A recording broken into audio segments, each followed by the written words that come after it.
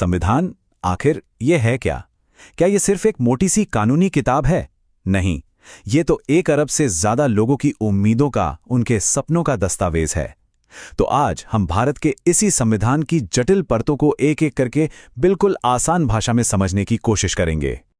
तो चलिए शुरू कहां से करें? क्यों ना एकदम शुरुआत से करें। संविधान की बिल्कुल पहली लाइन जो बताती है कि ये देश आखिर है क्या। तो इस पूरे सफर में हम क्या क्या देखने वाले हैं? हम इस बड़े से दस्तावेज को 5 खास हिस्सों में समझेंगे।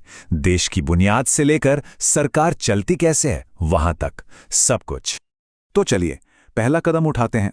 सबसे पहले यह समझना जरूरी है कि हमारा संविधान हमारे देश की सीमाओं को और यहाँ के लोगों को कैसे देखता है, कैसे परिभाषित करता है। तो आर्टिकल 1 कहता है राज्यों का संघ। अब ये सुनने में बड़ा सीधा साधा लगता है ना? पर इसका मतलब बहुत गहरा है। इसका मतलब है कि भारत के जितने भी राज्य हैं वो सब मिलकर एक ऐसा संघ बनाते हैं जो कभी टूट नहीं सकता, मतलब अविनाशी है। संसद चाहे तो राज्यों की सीमाएं बदल सकती है, नए राज्य बना सकती है, पर कोई भी राज्य ये नहीं कह सकता कि मुझे अब भारत का हिस्सा नहीं रहना। ये एक लाइन देश की एकता को सीमेंट कर देती है। ठीक है, देश की सीमाएं तो तय हो गईं, पर इस देश का नागरिक कौन है? ये कौन तय करेगा? क्या राज्य तय करेंगे? नहीं, संविधान का आर्टिकल 11 ये ताकत सिर्फ और सिर्फ केंद्र की संसद को देता है। और ऐसा क्यों? ताकि नागरिकता पर पूरे देश में एक ही कानून चले। ऐसा ना हो कि हर राज्य के अपने अपने नियम हो। अब आते हैं संविधान के उस हिस्से पर जिसे हम उसकी आत्मा या दिल कह सकते हैं। ये हैं हमारे मौलिक अधिकार, वो वादे जो संविधान हर एक नागरिक से करता है, एक सम्मानजनक जीवन का।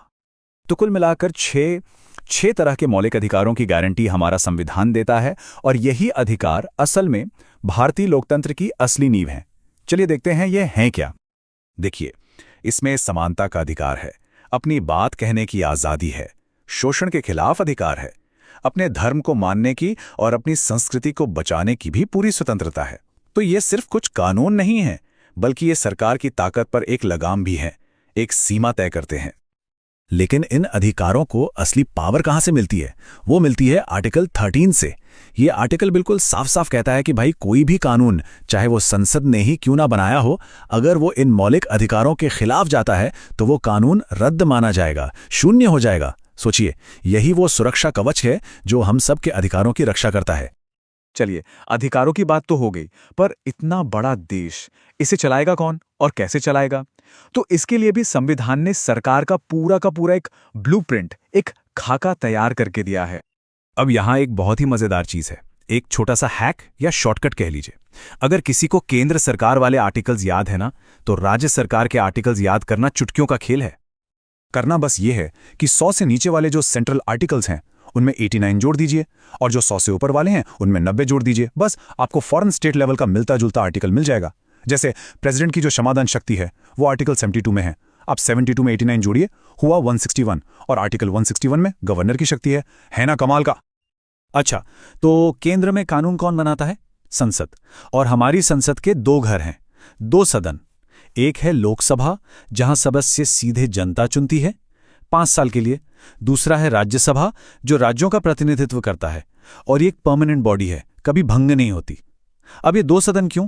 ताकि कोई भी कानून जल्दबाजी में पास ना हो और हर फैसले में राज्यों की राय भी शामिल हो। सब कुछ ठीक चल रहा हो तब तो बढ़िया है, लेकिन क्या हो अगर देश पर कोई बहुत बड़ा संकट आ जाए, या फिर वक्त के साथ कुछ नियमों को बदलने की जरूरत महसूस हो? तो क्या हमारा संविधान ऐसे स्ट्रेस टेस्ट के लिए तैयार है? जी हां, बिल्कुल है। देखिए, संविधान में 3 तरह की इमरजेंसी का जिक्र है। पहली, नेशनल इमरजेंसी, जैसे युद्ध के हालात में। दूसरी, स्टेट इमरजेंसी, जब किसी राज्य में सरकार संविधान के हिसाब से न चल पाए। और तीसरी, फाइनेंशियल इमरजेंसी, जब देश की आर्थिक हालत बहुत ज्यादा खराब हो। इन मुश्किल हालात में देश को संभालने के लिए केंद्र के पास कुछ असाधारण शक्तियां आ जाती हैं। और यहीं एक बहुत जरूरी बात पता चलती है, हमारा संविधान कोई पत्थर की लकीर नहीं है जिसे बदला ना जा सके।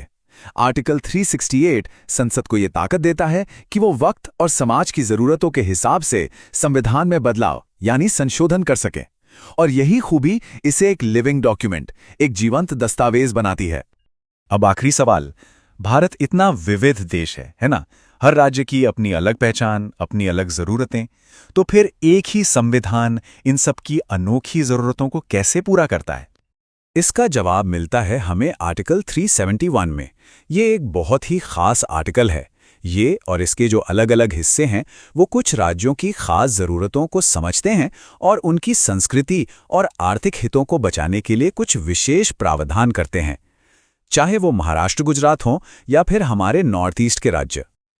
और हाँ, इनमें से कुछ को याद रखने की एक और छोटी सी ट्रिक है।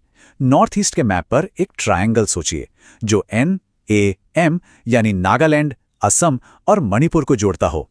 बस इससे आपको आर्टिकल 371A, 371B और 371C आसानी से याद रह जाएंगे। तो देश की परिभाषा तय करने से लेके हर नागरिक के अधिकारों की हिफाजत करने तक और वक्त के साथ खुद को बदलने की क्षमता रखने तक ये साफ है कि हमारा संविधान सिर्फ नियमों की एक किताब नहीं है। ये एक धड़कता हुआ जीवंत दस्तावेज है जिसकी व्याख्या रोज होती है। और आखिर में सवाल यही बचता है कि एक नागरिक के तौर पर यह हमारे लिए क्या मायने रखता है।